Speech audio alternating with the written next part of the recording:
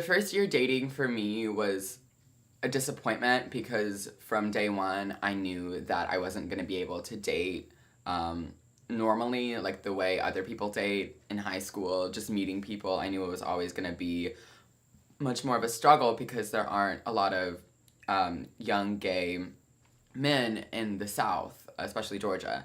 So one of the things that a lot of the times people will turn to is dating apps. So that's like Tinder and Grindr and other apps that you can use to meet other young men around you. I would say my success with the app is pretty limited. I've never really met someone for over 2 weeks and like held up a conversation with them.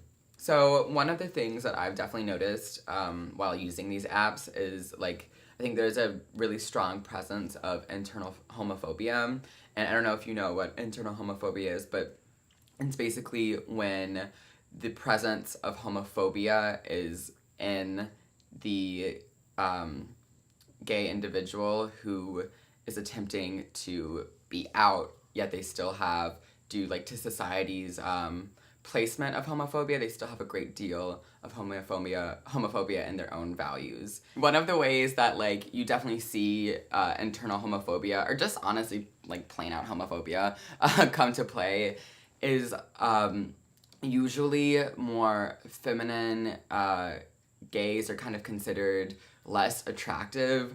If you're more feminine, then that's sort of seen as a bad thing. And a lot of the times on these apps, it'll say things like, no femmes must be masc, which means no feminines must be masculine to date. I think it puts a more narrow lens on the type of person you can see yourself with, because at the end of the day, you can't really accept the person that you are. And sort of that kind of narrows what you look for in another individual.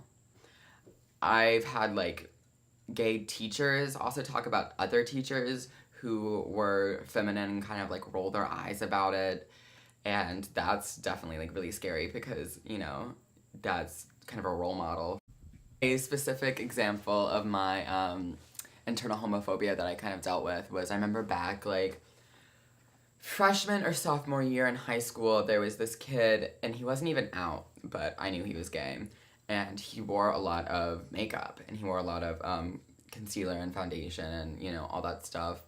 And I was just really, really mean to him. When in all reality, like, that was obviously me just struggling with my own internal homophobia and the fact that I felt the need to demonize this, you know, young man for wearing makeup and acting feminine was just, you know, me, you know, obviously hating something about myself. And now, like, I'm wearing makeup right now, I'm wearing some mascara and some bronzer and some concealer, and it doesn't really matter because, you know, if it makes you feel good about yourself, then who cares? I think internal homophobia will never be fixed until, as a society, we are not homophobic to begin with.